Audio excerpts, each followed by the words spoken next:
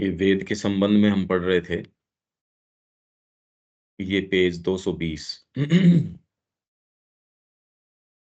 हमारा दर्शन, तंत्र एवं पुराण, हमारा शैव, शक्ति एवं वैष्णव पंथ, हमारी धर्मपरायणता, मतभिन्नता तथा विधर्मिता। यद्यपि वे एक दूसरे की अत्यंत पूर्ण असम्मतियां रही हों, तो भी सदैव अखंड वैदिक सत्य के अपूर्ण ज्ञान रहे हैं। ये अलग-अलग धाराएं हैं। तंत्र की अपनी एकदम स्वतंत्र धारा है, पर फिर भी चाहे ये कितनी भी पूर्ण असम्मतियां एक दूसरे से भिन्न रही हों, तो भी अखंड वैदिक सत्य के अपूर्ण ज्ञान हैं। शंकर ने वैदिक सत्य के शीश को पकड़ा, रामानुज ने इसके हृदय का आलिंगन किया, किंतु दोनों ही महान परस्पर विवादी उस अखंड प्रच्छन्न देवत्व की देह के प्रति अपनी आराधना से चकाचौंध थे। हमारे महानतम आधुनिक विचारक प्राचीन ऋषियों की सहायक शाखाएं मात्र हैं। स्वयं शंकर, जो हमें बृहदाकार प्रतीत होते हैं, विशाल प्रतीत होते हैं, के पास उनके ज्ञान का एक खंड मात्र था। बुद्ध उनके सार्वभौम साम्राज्य के एक उपमार्ग पर ही भटकते चले गए। स्वयं हमारे अपने काल में उसी प्राचीन वेद के सार को रामकृष्ण ने अपनी सत्ता के अंदर जिया और अपने संभाषण में मूर्तिमान किया। मतलब जो रामकृष्ण जी जो भी भाषा में बोल रहे थे, सामने ला रहे थे, चर्चा परिचर्चा, उनका जो इंटरेक्शन है अपने भक्तों के साथ, ये सारा का सारा उसमें वो ही चीज जो मूल वैदिक सत्य की है, और माँ का तो सारा का सारा उसका प्रैक्टिकल एप्लीकेशन है एक तरीके से। और विवेकानंद ने उसे दैदीप्यमान बहुपक्षीय विचार एवं भावपूर्ण वाणी में प्रक्षिप्त किया। वेद हमारे आध्यात्मिक ज्ञान के आदि थे, और वेद ही इसका अंत रहेंगे। एक अज्ञात पुरातन समय की ये रचनाएं शाश्वत जननी के अनेकानेक स्तनों की भांति है, जिनसे कि हमारे सभी परवर्ती युग पोषित हुए हैं, मतलब बाद के। वो ऐसी जननी है जिससे सारे युग सब टोटल इसी से पोषित हुए हैं। वेद भारतीय सभ्यता का मूल एवं भारतीय धर्म में परम प्रभुत्वशाली सत्ता हैं। यूरोपीय विद्वानों की गणना के अनुसार 3 सहस्र वर्षों से, और सभी संभाव्यता के अनुसार और भी अधिक समय से, इस राष्ट्र की दृढ़ श्रद्धा, जो निश्चय ही संसार की सर्वाधिक गंभीर, प्रखर एवं बौद्धिक श्रद्धाओं में एक है, ने इस आधारभूत विश्वास पर सदा ही अपना अधिकार रखा है। यूरोपियों की गणना के अनुसार 3000 वर्षों से इसने अपना आधिपत्य जमाए रखा है। इसके महानतम और अत्यंत तर्क बुद्धिपरक विचारक कभी इस राष्ट्रीय श्रद्धा से विचलित नहीं हुए। कपिल ने इसे शंकर से कोई कम नहीं बनाए रखा। दो महान विवादित बुद्धिजीवी बुद्ध तथा बृहस्पति भी वेद को पदच्युत नहीं कर सके, और न ही भारत की अध्यात्म में निष्ठा को ही नष्ट कर पाए। अपनी सत्ता के एक अवश्यंभावी विधान के द्वारा भारत उस सब का कभी न कभी बहिष्कार कर देता है जो वैदिक न हो। सत्ता का जो अवश्यंभावी विधान है भारत का, उसके अंदर यदि कोई चीज वेद सम्मत न हो, तो उसका देर सवेर ये बहिष्कार कर देता है। इस देह में वो चीज रह नहीं सकती जो वेद सम्मत न हो। धम्मपद, इसी पे कमेंट्री है मदर की, तीसरे वॉल्यूम के अंत में। और प्रचलन में जिस तरीके से है, माँ ये कह रही है बुद्ध के समय आध्यात्मिकता का इस तरीके का स्वरूप था नहीं। धम्मपद विदेशियों का धर्म ग्रंथ बन गया है। बृहस्पति की कटु आलोचनात्मक रचनाओं को हमारे बौद्धिक इतिहास की एक अनूठी कृति के रूप में ही याद किया जाता है। दो का नाम लिया, बुध का और बृहस्पति का, कि ये दो डिस्प्यूटेंट्स हैं। पर इनकी कृतियों को भी धम्मपद जो है वो एक विदेशियों का धर्म ग्रंथ बन गया। बृहस्पति की कटु आलोचनात्मक रचनाएं, मतलब उसकी जो भी उसने रचनाएं करी, हमारे बौद्धिक इतिहास की एक अनूठी कृति के रूप में ही याद किया जाता है।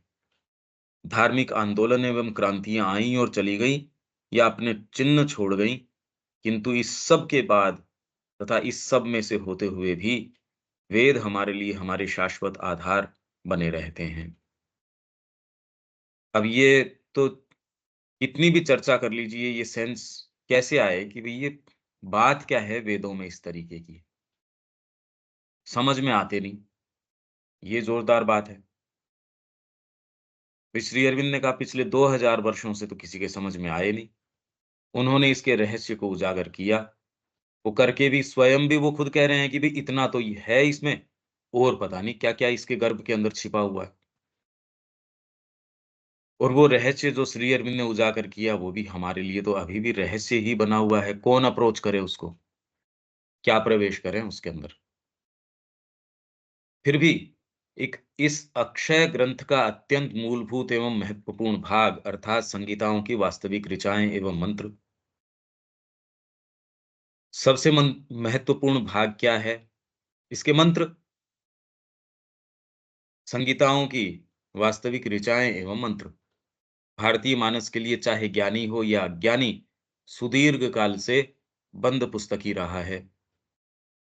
अन्य वैदिक पुस्तकें गौण प्रामाणिकता की हैं या एक अप्रधान रचना है।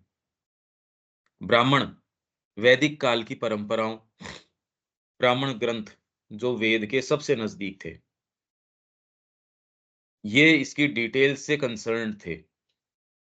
ये इसकी डिटेल्स की बात करते थे। वैदिक काल की परंपराओं एवं धर्माचार पर अनुष्ठान, व्याकरण एवं इतिहास विषयक लेख हैं। ये क्या है? वैदिक काल की परंपराओं एवं धर्माचार पर अनुष्ठान, व्याकरण एवं इतिहास विषयक लेख हैं, जिनका एकमात्र मूल्य प्राचीन जीवन एवं वेदांतिक दर्शन की मनोहर झलकों के अलावा, वो झलकें तो प्रदान करते ही करते हैं हमको, प्राचीन जीवन और वेदांतिक दर्शन उसकी मनोहर झलक हमको देते हैं। पर इनका एकमात्र मूल्य क्या है? वैदिक यज्ञ की क्रिया पद्धति को निर्धारित एवं उसे प्रतीकात्मक रूप में विवेचन करने का उनका प्रयास। ये इसको इंटरप्रेट करने की कोशिश करते हैं। उपनिषद स्वयं शक्तिशाली होकर भी एकमात्र उस वेदों में प्रतिष्ठित शाश्वत ज्ञान को बाहर लाने, बाद के चिंतन की भाषा में दार्शनिक रूप से सुव्यवस्थित करने तथा ब्रह्म के परम संबोधन से विभूषित करने की चेष्टा करते हैं। जो तत्व वेद के अंदर हैं, उसी को दार्शनिक रूप से सुव्यवस्थित उसको अरेंज करना तथा उसको ब्रह्म का नाम दे देना। जो सुप्रीम रियलिटी जो भी है, उसको ब्रह्म के परम संबोधन से विभूषित करना। जो रियलिटी वेदों के अंदर है, उसी को ये ब्रह्म के नाम से यहाँ निरूपित कर रहे हैं। बात वही है। अब वो कैसे है? वो ही बात कह रहे हैं पुराणों के अंदर है। तो फिर ये सारा जो हमारा उपासना पद्धति है और है, अब इसको कैसे उससे जोड़ा जाए? पुराणों के अंदर जो-जो जिस तरीके की ज्योग्राफी है, जिस तरीके की बातें हैं, आप कह रहे हैं इतने समुद्र हैं, इतने ये चीज़ें हैं।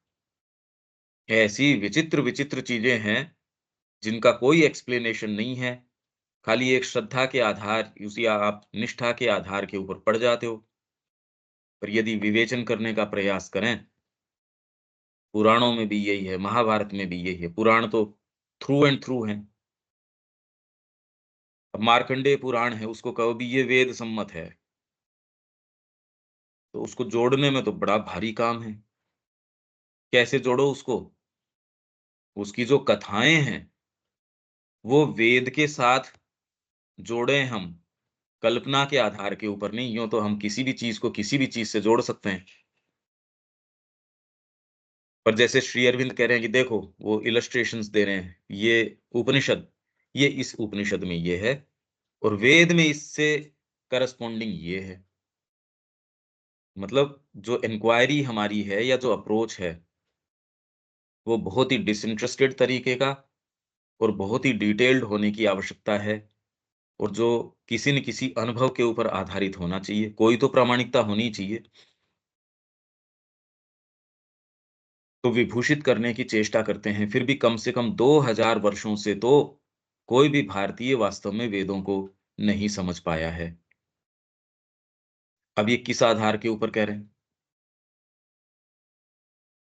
तो ये कैसे पता चले? और इन्हीं वर्षों के अंदर आपके और जो पंडित वर्ग है या जो भई आज इससे थोड़ी-सी दूरी हो गई, पर 2000 वर्ष के पीरियड में तो आपके आक्रमण भी आ गए, आक्रमण से पूर्व काल भी आ गए। क्या कोई भी व्यक्ति ऐसा नहीं रहा? ये तो कह रहे हैं कोई भी भारतीय वास्तव में वेदों को नहीं समझ पाया है। और यदि वेद समझे गए हैं, यदि हमारे अनुसार सायण उनका गूढ़ार्थ जानते हैं, तो भारतीय मानस का उनके प्रति आदर एक निराधार अंधविश्वास हो जाता है। अगर हम सायण के अर्थ को मान के चलें वेद के संबंध में, तब तो फिर बाद में वेद के ऊपर हमारा जो जो रिस्पेक्ट है, वो तो कोरा अंधविश्वास ही हो सकता है। सायण की बात में तो कोई ऐसी बात है नहीं कि आपको वेदों के ऊपर कोई रिस्पेक्ट आए। जबकि आज हमारे जितने भी सेमिनार हो रहे हैं, वेदों के ऊपर बात है। सायणाचार्य जी ये वो, जो श्री अरविंद के नाम से भी संस्था है, वो भी इसको ऊपर बिठा के चलती है। तो अब देखो आप, कि यदि सायण इसका गूढ़ार्थ जानते हैं, तो भारतीय मानस का उनके प्रति आदर एक निराधार अंधविश्वास हो जाता है, वेदों के प्रति। सायण के प्रति तो क्या, वेदों के प्रति। और ये विचार कि अपने मूल तत्व में आधुनिक भारतीय धर्म वैदिक है और फिर बाद में इस आधार पे आप ये कहो भई सायण की कमेंट्री, उसके आधार पे यदि आप कहो वेद ऊँचे हैं, तो वेद के बारे में आपका जो डीप रिस्पेक्ट है, वो एक अंधविश्वास है। आपको कोई ज्ञान नहीं है, क्योंकि सायण ऐसी कोई बात नहीं कह रहा, श्री अरविंद का ये मतलब है। और फिर बाद में आप ये कहें कि वैदिक जो समय है या वैदिक वेद है आपके, उससे ही आधुनिक भारतीय धर्म निःसृत हुए हैं, उससे आए हैं। एक घोर अपराध का दोषी होता है ये विचार। मतलब अनफाउंडेड विचार है ये मानना कि वेद आपके धर्म के आधार हैं, यदि सायण को आप ऑथोरिटी मानते हैं तो। वेद की बात नहीं कर रहे, क्योंकि ये क्यों सायण का नाम ले रहे हैं? क्योंकि हम बार-बार रेफर सायण को, यास्क को, इनको करते हैं कि देखो इनकी कमेंट्री है उस और उसको आधार बना के, तो श्री अरविंद कह रहे हैं अगर उसको आधार बनाते हो तो वेद के ऊपर आपका जो रिस्पेक्ट है, जो उसकी प्रामाणिकता है, ऑथोरिटी है, वो तो नष्ट हो जाती है। श्री अरविंद का विवेचन किसी ने किस एक बेवकूफ ने किया, उस आधार पे आप कहो कि हम श्री अरविंद को गुरु बनाते हैं या श्री अरविंद महान हैं, तो उसमें तो कोई मोरल ग्रेटनेस तो रहती नहीं उस वर्णन के अंदर। कोई ऐसा व्यक्ति जो जानता नहीं और है नहीं, सिम्पैथेटिक नहीं है, उसने कोई जीवनी लिख दी अपने एक दृष्टिकोण से और उससे आप कह रहे हो हम प्रभावित होके अब श्री अरविंद के नाम से एक संस्था खोलेंगे तो दूसरा कह देगा आपके तो ये निराधार अंधविश्वास है, श्री अरविंद के प्रति तो आपका है नहीं। वही वेद के संबंध में श्री अरविंद कह रहे हैं 2000 वर्षों से, उसमें यदि आप इन अथॉरिटीज़ का नाम लेते हो जैसा कि लिया जा रहा है या प्रयास किया जा रहा है, जो वैदिक सेमिनार्स हैं और है उसमें इन नामों को तो लिया ही जा रहा है। फिर इनके परिप्रेक्ष्य में कोई कह देता है श्री अरविंद का, वन नाम लेने से थोड़ी हो गया। आप तो थ्रू एंड थ्रू उसी से इन्फैचुएटेड हो, उसी चीज़ से, इसलिए कोई फंडामेंटल चीज़ हो नहीं रही। चाहे वेद के नाम से आपने संस्था खोल रखी हो, कितना भी प्रयास आप कर रहे हो। होता नहीं उससे। क्योंकि जो वेद हमें सायण प्रदान करते हैं, वे तो आदित्यों, रुद्रों, मरुतों तथा वसुओं की देवगाथा है।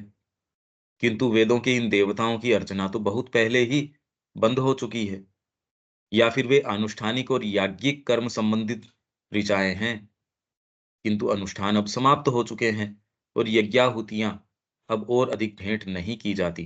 का मतलब ये अब अप्रासंगिक हो चुकी हैं, क्योंकि सायण इसको कह रहा है ये प्योरली अनुष्ठानिक है, इसमें अध्यात्म परक अर्थ नहीं है। तो यदि वेद के अंदर अध्यात्म परक अर्थ नहीं है, तो अनुष्ठान तो अब खत्म ही हो गया। तो अनुष्ठान एक किसी समय रेलेवेंट रहा होगा, तो आज उसके प्रति डीप रिस्पेक्ट है। वो तो कोरा एक ठीक है, एक परिपाटी बनी आ रही है, एक परंपरा है, इसलिए आपने उसके प्रति रिस्पेक्ट रख रखा है। बाकी यदि अनुष्ठानात्मक आप केवल अनुष्ठानात्मक मानते हो, तब तो इसके प्रति जो रिस्पेक्ट है, उसका कोई आधार बचता ही नहीं।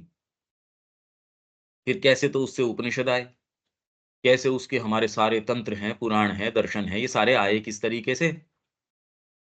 और अगर उसी से आए तो ये भी दकियानूसी हैं, इनकी भी रेलेवेंस खत्म हो गई। भैया आप ये कहें कि रील वाला कैमरा बहुत बढ़िया था, ये था, वो था, अब कौन कौन है? देखने ही नहीं मिलते हैं। किसी के पास पड़े हों तो पड़े हों। धीरे-धीरे जो बिल्कुल इर्रेलेवेंट हो गई चीज़ें, तो वैसे ही वेद के संबंध में ये जो बात करी जाती है, इसमें यदि सायण को आप ऑथॉरिटी मानते हैं, तो ये श्री अरविंद ये एक विचार के रूप में दे रहे हैं। एक्चुअल तो हमको पता नहीं, एक्चुअल तो वेद रहस्य में प्रवेश करें, वेद रहस्य के अंदर फिर बाद में जो इलस्ट्रेशन श्री अरविंदो दे रहे हैं कि देखो ये अनुष्ठानात्मक अर्थ में ये, अध्यात्म परक अर्थ ये, पर अग्नि हमारे प्रज्वलित ही नहीं हुई। हम साधना के अंदर अगर प्रवेश नहीं किए तो वो तो अब वो चाहे सायण की बात करो, चाहे ये बात करो, हमारे लिए तो दोनों ही अनइंटेलिजिबल हैं। सायण वाली कुछ फिर भी बेटर लगेगी, श्री अरबिंदो वाली तो बिल्कुल दूर रहेगी। क्या समझेंगे हम? वैचारिक रूप से हम कोशिश करेंगे, विजुअलाइज़ करने की कोशिश करेंगे, वो तो हर जने में होती है। मनुष्य मात्र में कुछ संभावना तो ये सब में ही होती है। अगर आपने इसमें पदार्पण नहीं किया तो एलिजिबल ही नहीं है ना। और ये चीज़ बातों से नहीं हो सकती। किन्हीं भी चीज़ों से ये नहीं हो सकती, ये तो करने से ही हो सकती है। कोरे विचारों से, कोरी इन चीज़ों से ये नहीं हो सकता। हाँ, देविका जी क्या बोल रहे हैं आप? सच में यहाँ पे जो लिखा है yet for some 2000 years at least hmm, no Indian has really understood the Vedas। हुँ, तो इसमें जो दयानंद सरस्वती जी हैं उन्होंने तो बहुत ज्यादा कंट्रीब्यूशन करी है वेदास हुँ, को सिंप्लीफाई करने। और हुँ, पीछे जो है वो विवेकानंद जी का भी इन्होंने लिखे हैं कि उन्होंने essence he Vivekanand threw out into brilliance of many-sided thought and eloquent speech and essence of ancient Veda। अभी हम ये पढ़ते वेद को नहीं कह रहे। वो तो कह रहे हैं कि किसी भी विचार ने अपने आप को अभिव्यक्त किया है, तो है वो वेद सम्मत। वेद को तो विवेकानंद जी ने टच ही नहीं किया। तब तक तो उनको ये आइडिया ही नहीं था। उन्होंने तो मैक्स मूलर से भेंट करके कहा कि ये बहुत बड़ा पंडित है और ये भारत का बड़ा हितैषी है। उनको तब तक इस चीज़ का आइडिया नहीं था। विवेकानंद जी ने 2-4 चीज़ों को जानबूझ के जो काम उनको करना था, इतना समय भी नहीं था। 40 बरस ही पूरे नहीं किए। तो हम सारों से सारी चीज़ अपेक्षा नहीं रख सकते। जैसे अब ओकल्ट चीज़ें हैं, उनको उन्होंने टच ही नहीं किया, क्योंकि जो वेस्टर्न जो लोग हैं, उसको उन्होंने कहा यार ये शंकित हो जाएँगे, मेरे को जो काम करना है उसके अंदर। तो ओकल्ट वाले तत्व को उन्होंने टच ही नहीं किया। ऐसे ही वेद के अंदर इनका नहीं था। दयानंद जी के ऊपर श्री अरविंद का लेख है कि वो ही एकमात्र थे, दयानंद जी जिन्होंने इस तरीके से अप्रोच किया।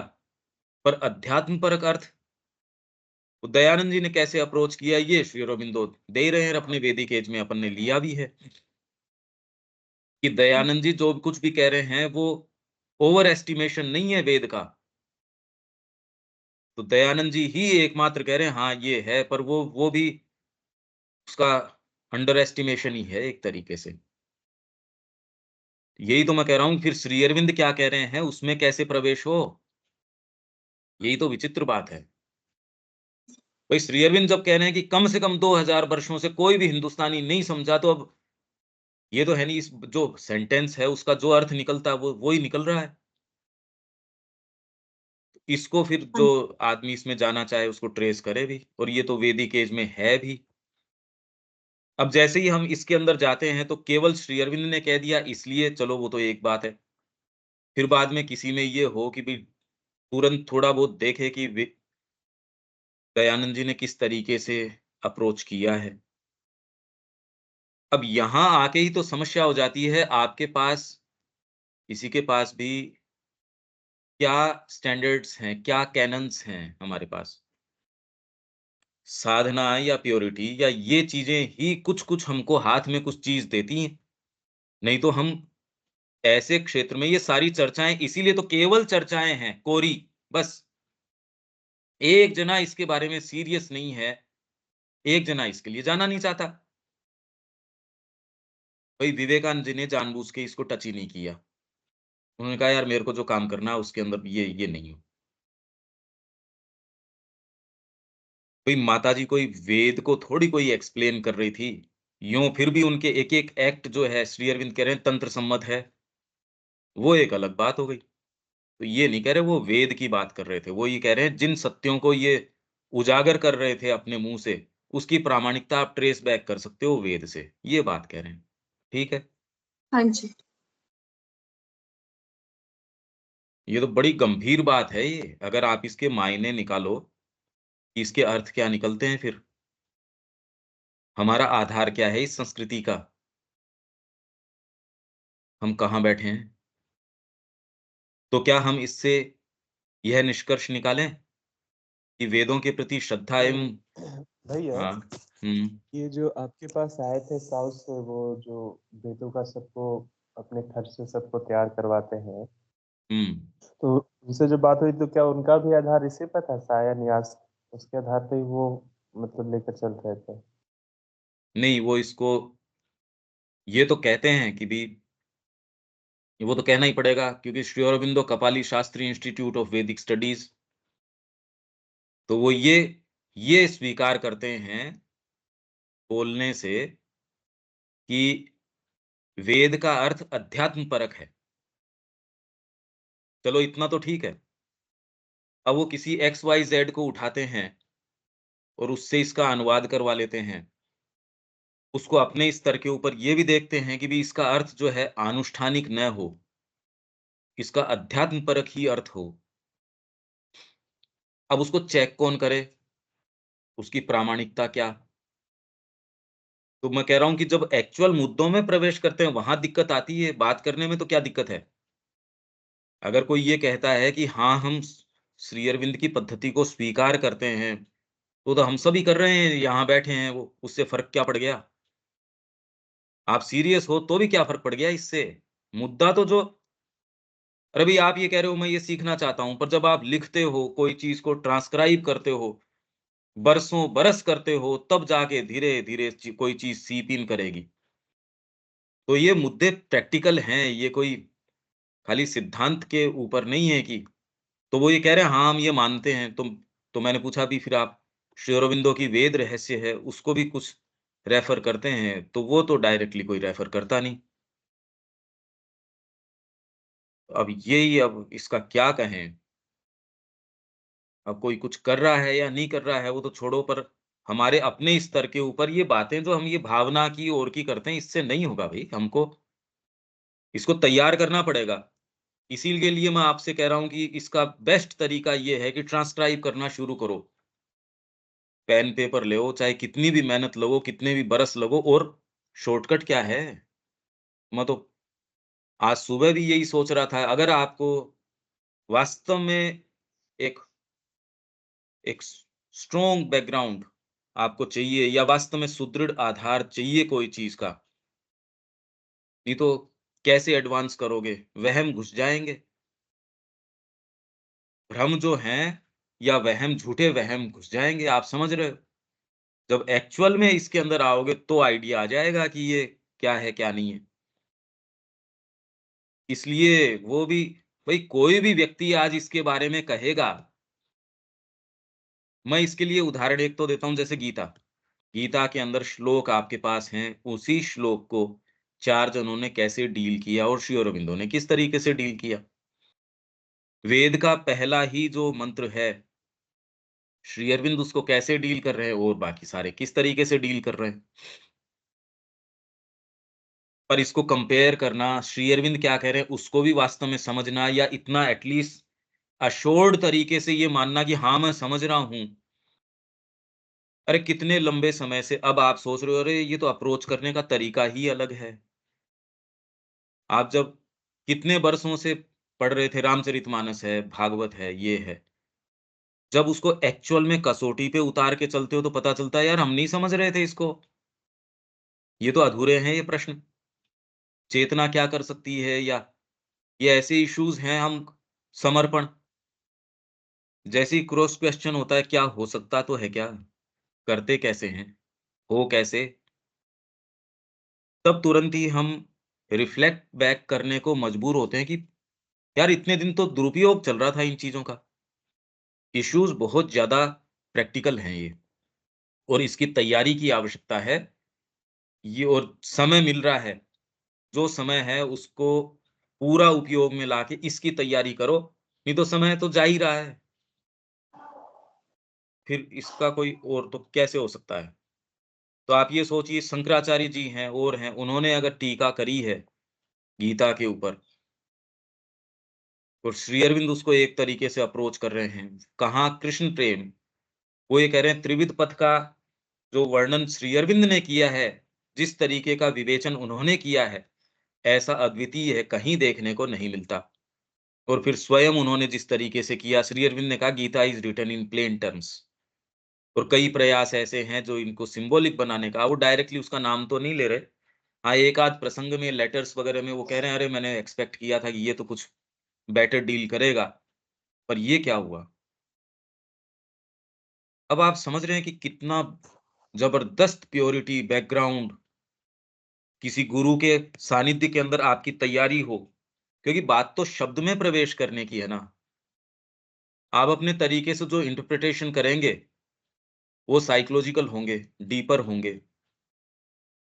उसको गुरु ही आपको चेक कर सकता है और आपको मार्गदर्शन दे सकता है।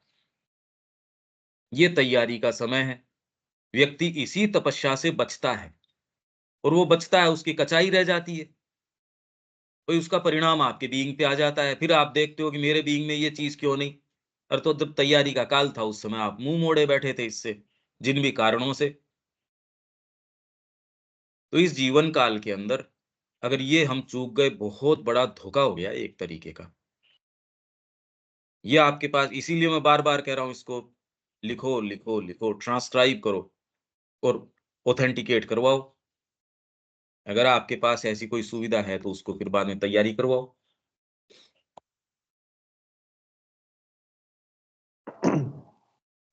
और ये भैया अनुष्ठानिक का मतलब कर्मकांडी हो गया क्या? हाँ, कर्म अनुष्ठान, अनुष्ठान करते हो ना, हवन हम्म। करते हो, यज्ञ करते हो।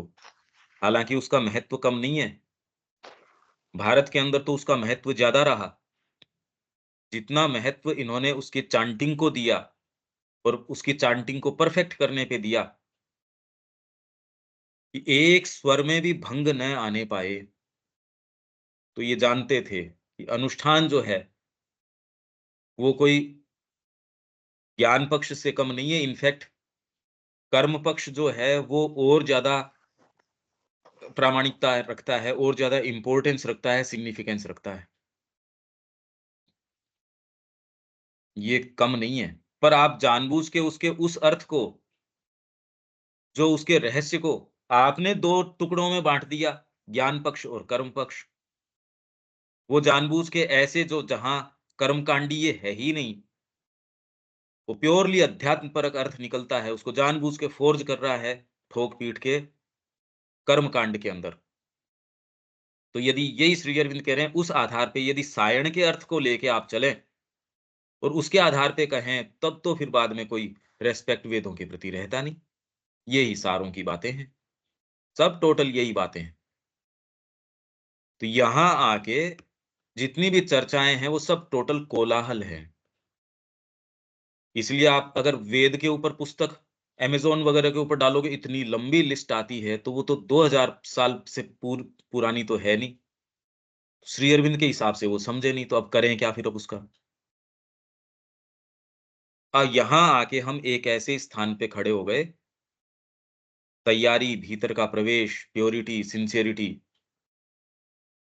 यूँ आप लाइसेंसियस तरीके से जीवन जी रहे हो, आँखें बंद करके अपने कम्फर्ट ज़ोन में, आप क्या चीज़ खो रहे हो, ये खो रहे हो। संभावनाएँ क्या हैं? ये संभावनाएँ हैं। ये मुद्दे हमारे सामने हैं भई। ठीक है विवेक? हाँ भैया। ये बहुत ज़्यादा गंभीर बात है ये। ये सामान्य बात नहीं है। इसलिए जितनी चर्चाएँ, परिचर्चाएँ हैं, जब तक आप उसको सीरियसली इस तरीके से परस्यू नहीं करते, कचाई रह गई। आपके पास क्या प्रामाणिकता है भई? ये आप तो अपनी ही बुद्धि से उससे सोच रहे हो, हाँ, मैं समझ रहा हूँ।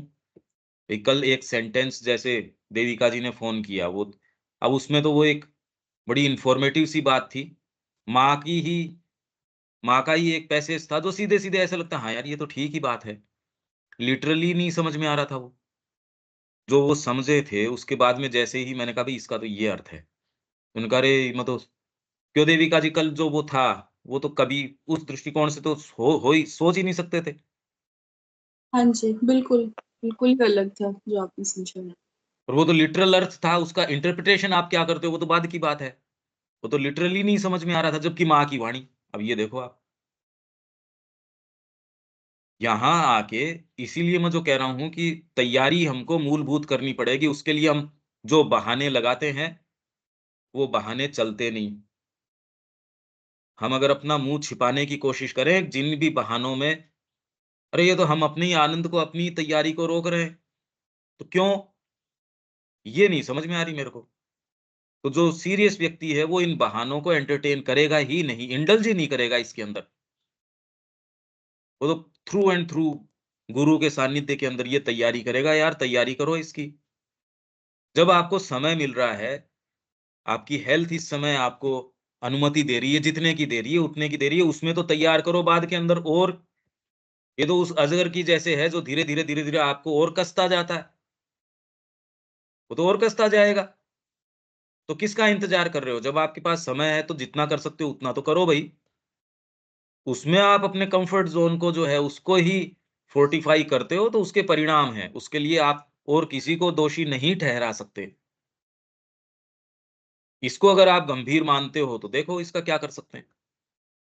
ये कह रहे पिछले 2000 वर्षों से तो कोई समझा नहीं। अगर इसको आप वास्तव में, इसका मतलब क्या निकलता है? ये सोचो आप। ठीक है, आगे चलें? या इसमें हाँ कोई कोई बात है? उर्मिला जी, कोई कोई बात है क्या इसमें?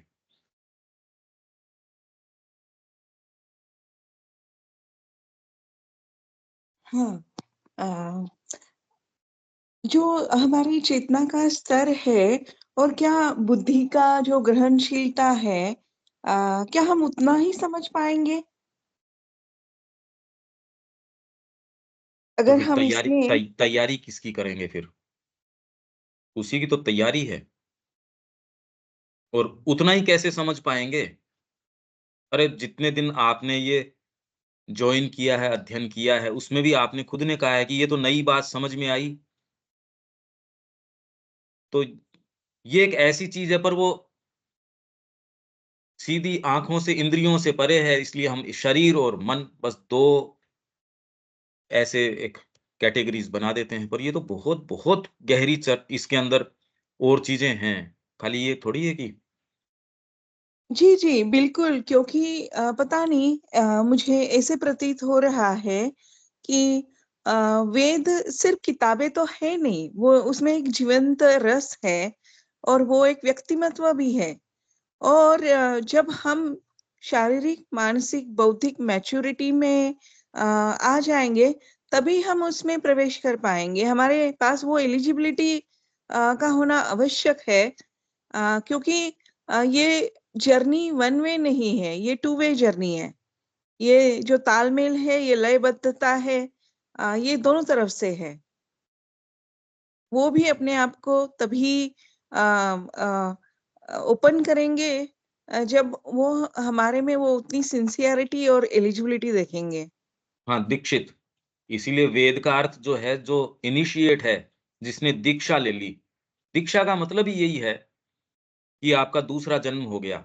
दूसरे जन्म का अर्थ ये हुआ कि जो भौतिक इंद्रियों से या आप मन के ढांचे से जिस जगत को देखते हो, आपके कोई न कोई कारण से, चाहे आपके भीतर अंतरात्मा आ गई हो, गुरु आपको मिल गए हों, जिस भी कारण से, आपको ये समझ में आ गया कि भई ये जगत तो नहीं, कुछ और है और मेरे को तो सारी चीज़ उसी के पीछे देनी है। ये केवल विचार से नहीं हो सकता ये।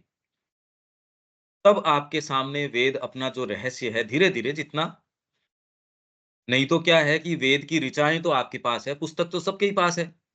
पहले तो चलो इतनी उपलब्धता नहीं थी, आज तो सॉफ्ट कॉपीज़ भी उपलब्ध हैं। पहले मंत्र नहीं थे, अब तो रिकॉर्डेड मंत्र भी उपलब्ध हैं। आप उसकी तैयारी भी कर सकते हो, ऑनलाइन भी कर सकते हो, सभी कर सकते हो। पर श्री अरविंद ये कह रहे हैं, यदि इनिशिएट नहीं है, तो वैदिक ऋचा वैसे ही है, जैसे आपके पास गाय तो चल रही है, दूध नहीं देगी आपको। दूध तो उसके मालिक को ही देगी। वैसे ही जो पत्नी है, वो सारों के प्रति उसका स्नेह हो सकता है, जो भी हो सकता है। उसकी निष्ठा तो अपने पति के प्रति है, उसी के प्रति अपने आप को अनावृत करेगी वो। कहने की बात है ये। तो वेद जो है हमको, अरे यही तो बहुत बड़ी समस्या हो गई, इसका मतलब क्या निकलता है? इसका मतलब ये निकलता है, जिस जगत के आप संपर्क में आ रहे हैं, उसकी कोई प्रामाणिकता नहीं है। जिस साइकोलॉजी की आप बात कर रहे हैं, जिन मानसिकता की, ये की, वो की, सब अध्ययन तो करते ही हैं, इसलिए संगीत भी करते हो, साहित्य भी करते हो। थोड़ी बहुत साइकोलॉजी तो सारों की होती है, तो हम कैसे जगत के संपर्क में आ रहे हैं, यही तो गंभीर प्रश्न बार-बार, बार-बार यही आता है। और जब तक गुरु नहीं मिला या जब तक आपने इसमें पदार्पण नहीं किया, हम भ्रम के जगत में निवास कर रहे हैं। ये सब टोटल भ्रम है कि वो, और हमको यहाँ तक, ये वेद वाली बात तक नहीं लेके आएगा। बाकी क्या सोचिए कि महात्मा कैसे महान संत, ऋ मुनि ये नहीं हुए होंगे इन वर्षों के अंदर। तो ये तो श्री अरविंद को ये कि भई एक लकीर के अंदर इन्होंने सारों को ये कह दिया 2000 वर्षों से, तो मतलब कुछ तो कहना चाह रहे हैं, उसके अर्थ क्या निकलते हैं, मैं यही तो कह रहा हूँ। एक-एक कड़ी धीरे-धीरे, धीरे-धीरे इसको हम फ़ॉलो करके, यार इसके अर्थ तो बहुत ज़्यादा मोमेंटस निकल रहे हैं, बहुत गंभीर अर्थ निकल रहे हैं इसके। यही बात है, उसमें पदार्पण के बिना तो कोई शॉर्टकट नहीं हो सकता। हाँ जी, उर्मिला जी। हाँ, तो अ, अभी जो हमारा कल का हुआ था, तो मैंने उसमें लाइफ फोर्स के पॉइंट को पकड़ा और मैंने पूरा दिन लाइफ फोर्स पे ही चिंतन मनन किया। जैसे कि अपने मेरे अंदर का जो चैतन्य है, लाइफ फोर्स है, वो माँ के हवाले हमें माँ के हवाले सरेंडर करना है। तो उससे मुझे कल बहुत नज़दीकियाँ महसूस हुई माँ से। तो मुझे लगता है कि ये मेरी शुरुआत है। इन्फेंट भी नहीं, एम्ब्रियो स्टेज है। और देखते हैं कि माँ की कृपा से कितना ग्रहण कर पाते हैं और कितना प्रैक्टिकल एप्लीकेशन कर पाते हैं, कितना रिफ्लेक्ट कर पाते हैं। तो मैं समर्पित हूँ और इंतज़ार कर रही हूँ कि ये जो इष्ट है, वो घटित हो जाए जल्द से जल्द। हाँ, मैं खाली ये कहना चाह रहा हूँ कि इसमें मुद्दा हमारे सामने जो है, जो इश्यू है वो प्रैक्टिकल है। ये हमको इसकी गंभीर तैयारी करनी पड़ेगी। उसका कोई शॉर्टकट नहीं है और समय हमको मिल ही रहा है। सारी चीज़ गुरु ने हमारे सामने ये चीज़ रख ही दी है। कोई भी प्रीटेक्स्ट में, कोई भी बहाने से अगर हम ये नहीं करते हैं, वो प्योरली बहाने हैं। ये तैयारी करनी पड़ेगी और ये हमको इसमें प्रवेश जो तो गंभीर क्या है उसको तो। ये हो सकता है कि सुबह जब हम ये विवेचन कर रहे हैं, उसके बाद कोई प्रैक्टिकल प्रैक्टिकल आ जाए और शाम को एक और अकाउंटेबिलिटी 10-20 मिनट का ग्रुप में हो जाए कि अपने अपने अनुभव क्या रहे, कहाँ हम बढ़ रहे हैं, क्योंकि अभी अकाउंटेबिलिटी मिसिंग है और एग्जैक्टली प्रैक्टिकल क्या करना है वो भी मिसिंग है, सिर्फ विवेचन हो रहा है। हाँ, यहाँ तो हम श्री अरविंद के शब्दों को खोलने का कार्य कर रहे हैं। हाँ, लेकिन खोलने के बाद उपरांत इसका जो जीवन में खींचना है, इसको अपने जीवन का हिस्सा बनाना है, और हिस्सा बनाने के बाद जो अनुभूति हुई उसको अभिव्यक्त करना है, तभी साइकिल कंप्लीट होगा ना। उसी के लिए मैं ये चाह रहा था कि जितना हो, चाहे आप 5 मिनट की क्लास को पहले तो हूबहू उसको ट्रांसक्राइब करने का प्रयास कीजिए, उसको लिखने का प्रयास कीजिए।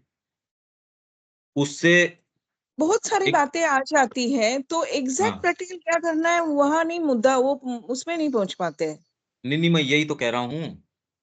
यही मैं ये कह रहा हूँ कि पहले तो आप जो समझ रहे हैं, वो सही समझ रहे हैं, नहीं समझ रहे, उसको ऑथेंटिकेट करवा लो लिख के मेरे को भेज दो। तो ये एक तैयारी शुरू हो जाएगी। आप पूरी क्लास छोड़ दो, 5 मिनट पकड़ो।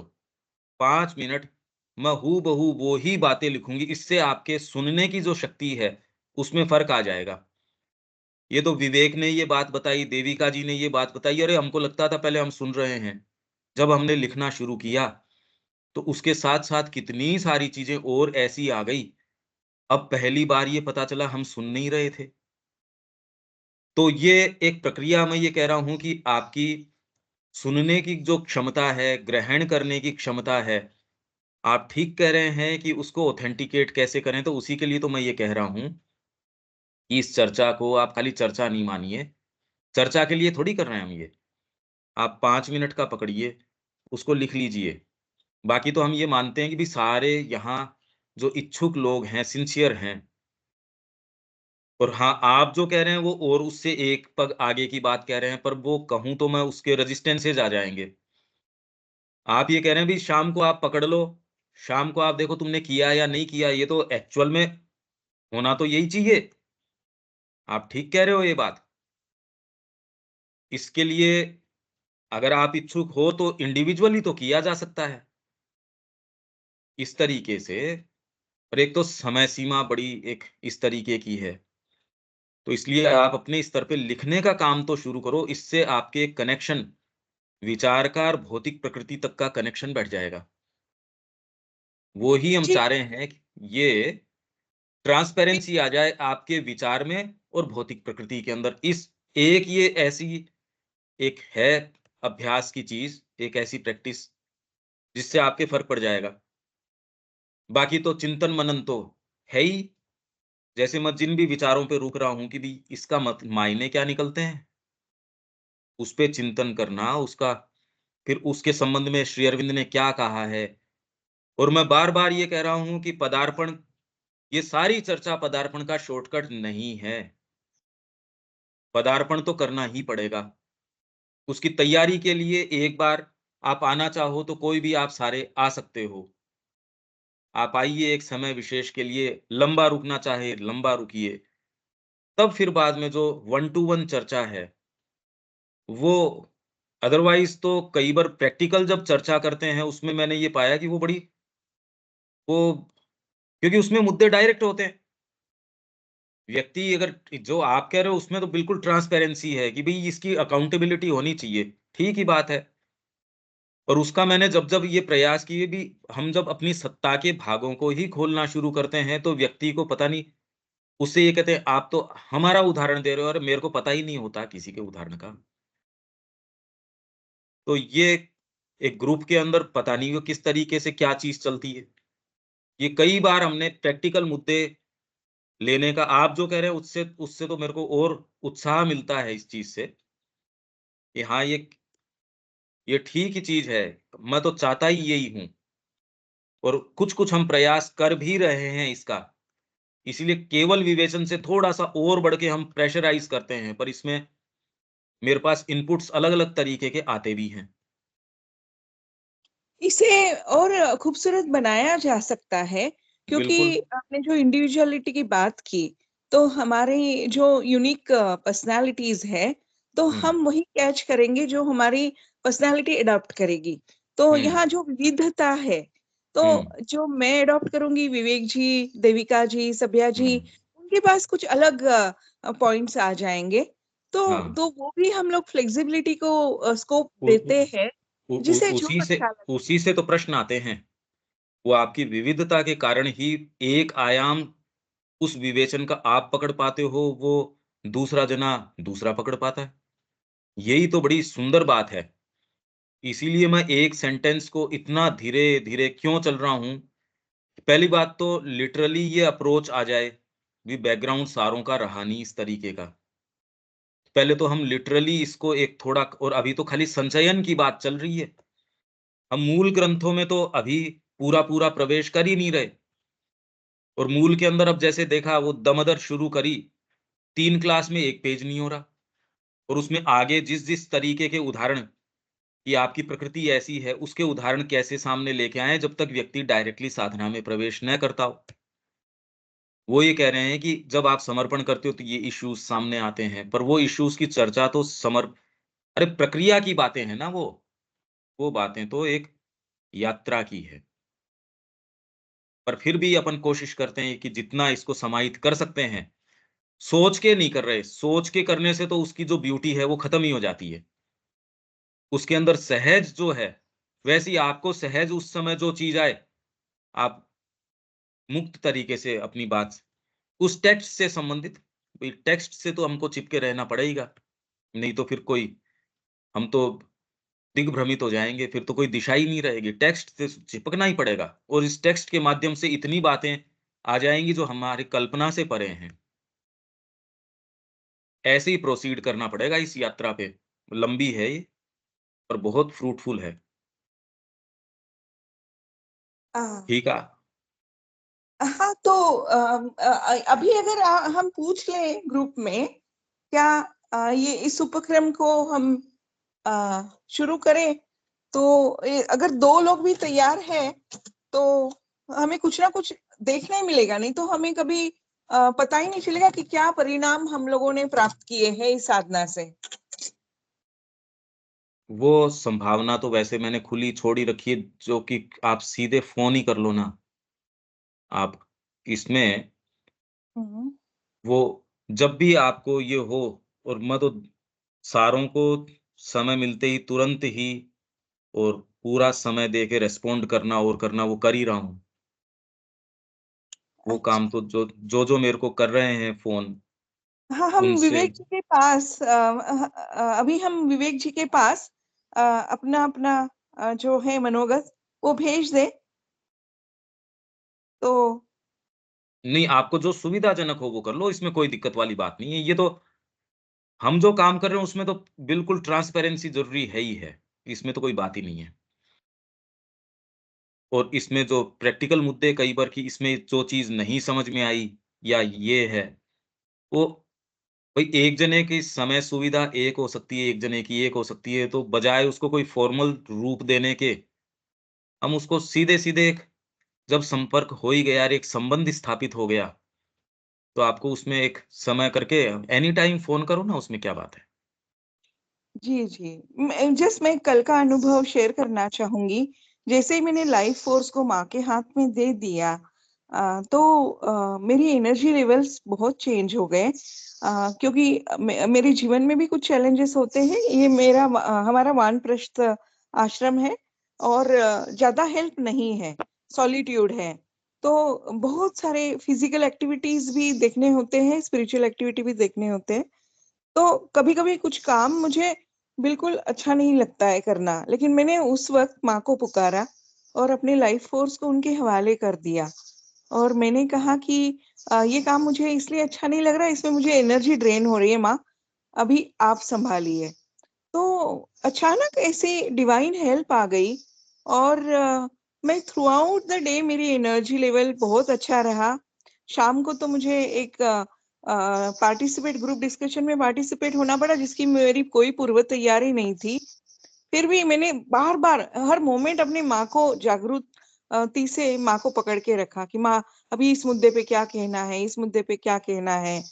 और माँ से सहायता आ गई। हुँ, तो कल मुझे बहुत आनंद हुआ कि मैंने एक तो पॉइंट पकड़ा और उसका प्रैक्टिकल आनंद लिया, और अपने जीवन में वो माँ के आशीर्वादों को पाया, तो मैं बिल्कुल बहुत आशीर्वादित हूँ। बिल्कुल सही है ये। और इसीलिए बार बार जो मैं एक एक शब्द को जो रोक रहा हूं वहां, अब ये धीरे धीरे जैसे विवेक है, देविका जी हैं, सारे ही एक स्तर के ऊपर अब ये महसूस करने लगे हैं कि भाई ये यहाँ क्यों रोका और ये बात क्या है। और वो समर्पण की ओर की बातें कर रहे हैं, जैसे ही अपन ने रोक लिया उसको, ये करें कैसे। अरे भी समर्पण की तो बातें सारे ही योग हैं, वो सभी समर्पण की बात करते हैं। तो फिर ऐसी बात क्या है। गीता ने शुरुआत उससे करी, अंत के अंदर जाके उससे फिर बाद में ये कह रही है कि सर्वधर्मान परित्यज्य। तो किसी ने पूछा, पहले ही कह देते 18 अध्याय तक बिल्डअप करने की क्या जरूरत थी। ये होता नहीं। यही ग्रंथि तो एक ऐसी है, जितना ही हम इसके ऊपर प्रकाश डालेंगे उतने ही और हिस्से ऐसे नजर आएंगे जो वास्तव में हवन के अंदर अपने आप को आहूत करना चाहते नहीं। तो ये यज्ञ जो है इस तरीके का है, इसीलिए इसमें बार बार घृत घी डालने की जरूरत है। इंटेलिजेंस आपकी, ये सारी चर्चा आपको डायरेक्टली सबसे पहले तो वो घृत को तैयार करने का कार्य कर रही है। जीवन में आप उसको कैसे अप्लाई करेंगे, ये हम ये मान के चलते हैं भी सिंसियर व्यक्ति है, यज्ञ यदि उसका शुरू हो जाए तो ये इंटेलिजेंस उसके काम में आ जाएगी। नहीं तो क्या है, निचले भाग प्रवेश करके अपने आप को, बुद्धि को आच्छादित करके लेजिटिमेट ठहरा देते हैं। आप कहते हो हाँ ये तो करने लायक काम है, ये तो ठीक ही है, या गिवन कंडीशन में और मैं कर भी क्या सकता था। ये ऐसे ही तो प्रवेश करके, अदरवाइज कौन व्यक्ति हम में से ऐसे है जो जो अच्छी चीज नहीं करना चाहेगा, जो सही नहीं करना चाहेगा, जो मार्ग पे नहीं चलना चाहेगा। एक नहीं है यहाँ, कौन आएगा सुबह सुबह नहीं, ये बताइए। और कौन इतनी जो जिस तरीके की चर्चा है, कोई इसमें कोई कथा कहानी नहीं, कोई नहीं, अपन तो एकदम कस के टेक्स्ट को पकड़ के जो चल रहे हैं, कौन इसमें इंटरेस्ट लेगा ये बताइए। और उसके बावजूद भी अगर ये क्लैरिटी नहीं हो, मैंने कहा ना मुद्दे प्रैक्टिकल है, अब इसमें मैं क्या करूं क्या नहीं करूं, तो ये चीज प्रवेश कर जाएगी, क्लैरिटी नहीं होगी तो ये सैंक्शन दिलवा लेगी आपकी बुद्धि से, भैया पता नहीं। तो ये क्लैरिटी अगर आ जाए, और ये सतही बुद्धि नहीं है, ये बुद्धि धीरे धीरे आप ये जान देखेंगे कि इसमें आपका अंतर्भास मतलब इंट्यूशन जो है वो और धीरे धीरे धीरे धीरे आपको महसूस होने लगेगा। पहले आप उसको महसूस कह के ही कह देंगे भी अब महसूस हो रहा है, पर वो महसूस नहीं, आपके फिर बाद में धीरे धीरे कॉन्क्रीट फीलिंग होनी शुरू हो जाएगी। फिर आपको दिख रहा है ना यार, ये चीज तो साफ साफ नजर आ रही है। कई चीजें पहले से अब आपको एकदम क्लियर कट साफ साफ कॉन्क्रीटली नजर आ रही हैं। कुछ जो है वो अभी भी इन बिटवीन है, कुछ है जो बिल्कुल ही अस्पष्ट हैं। पर ये जो आप सब चर्चा कर रहे हो, वो तो उसी से जिसने ये पदार्पण किया हो, तो मुद्दों की फिर चर्चा करी जा सकती है। अभी तो प्रश्न जो है, इसीलिए अपन बात इतना रोक लेते हैं कि भी जिसके जो प्रश्न हो उसको वहीं ले लेते हैं। और मां श्री अरविंद ने इसके संबंध में क्या कहा है, उसको रेफर करके जोड़ देते हैं उसके साथ। ये हमारा प्रयास है। जी, बहुत सुंदर। अब ये तो, हाँ मैं ये पढ़ देता हूं।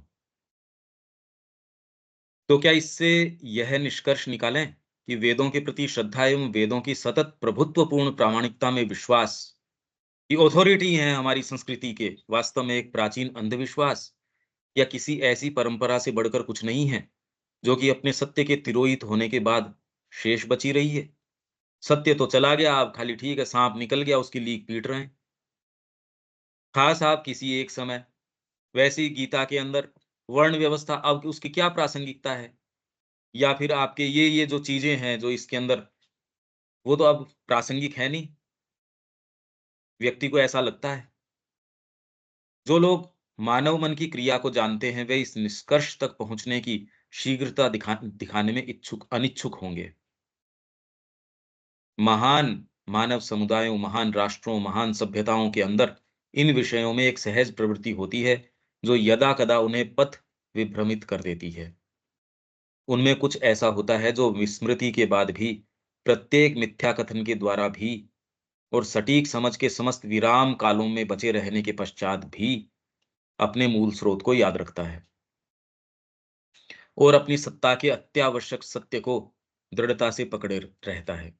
यूरोपियों के अनुसार प्राचीन सुदृढ़ परंपरा के मूल में एक ऐतिहासिक सत्य है, किंतु केवल एक ऐतिहासिक सत्य। और दूसरे लोग, अब ये एक बड़ा सूक्ष्म पॉइंट है इसके अंदर, और दूसरी संस्कृतियां भी अपने इतिहास को यूं ही पकड़े रहती हैं, पर केवल क्योंकि इतिहास है इसलिए, केवल उत्पत्ति का ही सत्य है, न कि वर्तमान वास्तविकता का सत्य।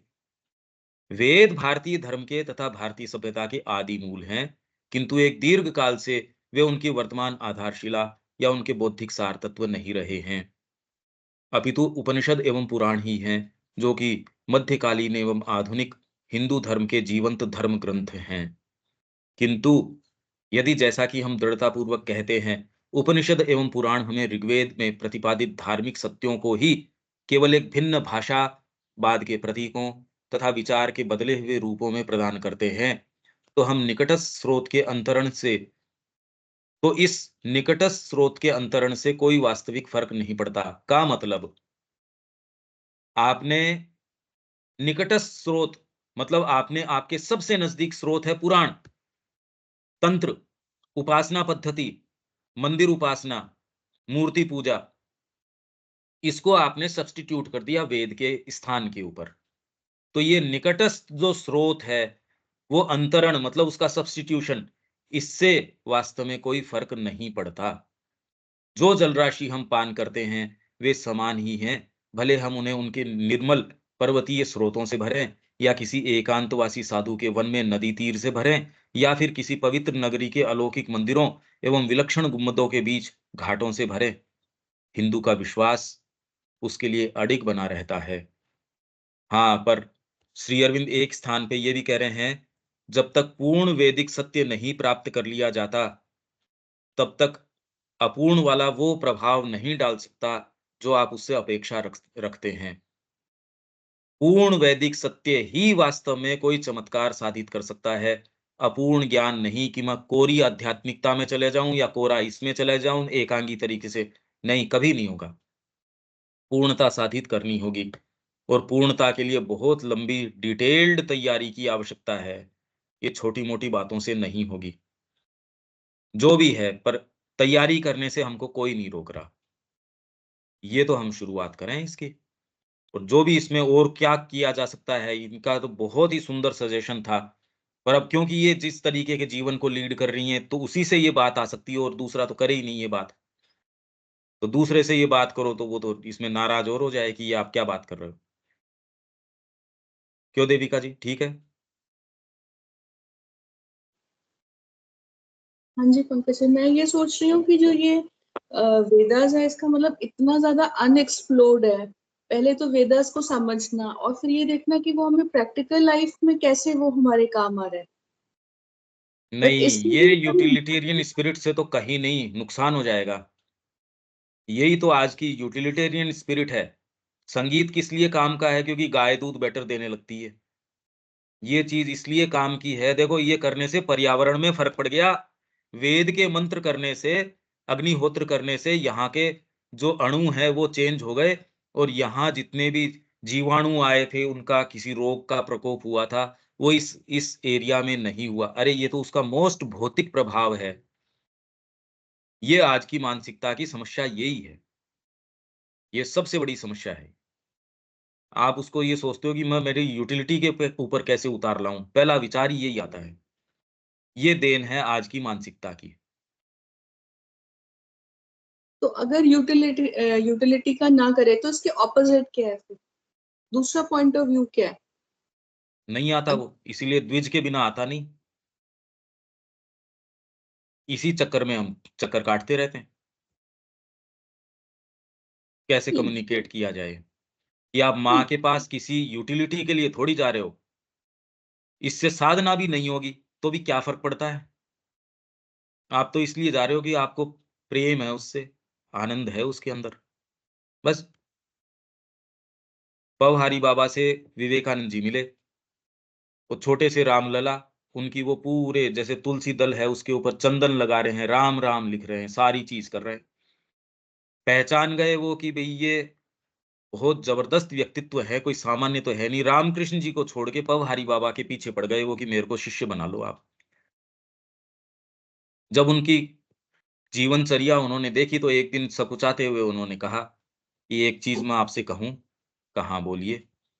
क्या आपको तो ये सारी चीजों की आवश्यकता नहीं है? आपकी जो इनसे तादात्म्यता है, उसमें आपको इन चीजों की क्या आवश्यकता है? तो उनका बेटा मेरा तो प्रेम है इनसे, और कोई दूसरा और बात ही क्या है? पर जितना सहजता से वो कहा, हम भी कहेंगे हाँ, हम समझ गए, ये नहीं है भई। हमारी जो लेयर्स हैं प्रकृति की, वो तो मानती नहीं ना, कोई भी भाग मानते ही नहीं इस बात को। ये इसीलिए तो कोई ये नहीं समझा इसको। अब क्यों नहीं समझा? अब यही तो एक विचार करने की बात है। अगर वो कह रहे हैं कि नहीं समझा, तो क्या कहना चाह रहे हैं वो? कितने-कितने बड़े स्कूल्स हैं, और यूँ ही थोड़ी है वो। आप जाएँगे तो आप कहेंगे यार इसने तो एक-एक शब्द को भी पूरा तार-तार करके खोल रखा है। हमारे पास आधार क्या है? मानक क्या है हमारे पास जानने का? कुछ नहीं। साधना, योग ही वो एकमात्र आधार है, जिसके माध्यम से जिन पद्धतियों से आप सत्य के पास पहुँचते हैं, उसको स्वयं आप अपने जीवन में देख सकते हैं, प्रमाणित कर सकते हैं। योग, साधना, ये ही एकमात्र, और कोई दूसरा आधार है नहीं। जब मैं भई आपका ग्रुप तो अब सेंसिटिव हो गया, आप इसको स्वीकार करते हो। पर जहाँ मैं जा रहा हूँ, वहाँ तो वो लोग तो इसको स्वीकार करते नहीं, वो तो ये मान के बैठे हैं, हम तो ऑलरेडी साधना के जीवन ये जी रहे हैं। तो मैं तो कह रहा हूँ साधना अपनाने के बाद पता चलता है कि आपके भीतर कैसी-कैसी गाँठें हैं, खुलना तो तब शुरू होती हैं। तो ये तो इसलिए है समस्या, समस्या यहाँ आती है। हाँ, देविका जी।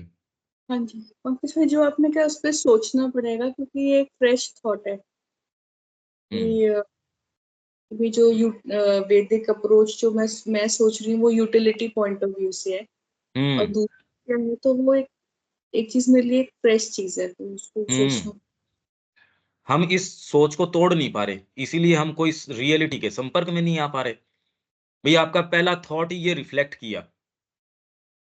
अब इसको आइदर तो आप इस तरीके से ले, ओ देखो मैंने इस तरीके से कहा, अरे ये नहीं, इससे पता अपने बीइंग के लेयर्स पता चलती है ना, कि हमारा कॉन्स्टिट्यूशन इस तरीके का है। प्रॉब्लम फंडामेंटल आ रही है।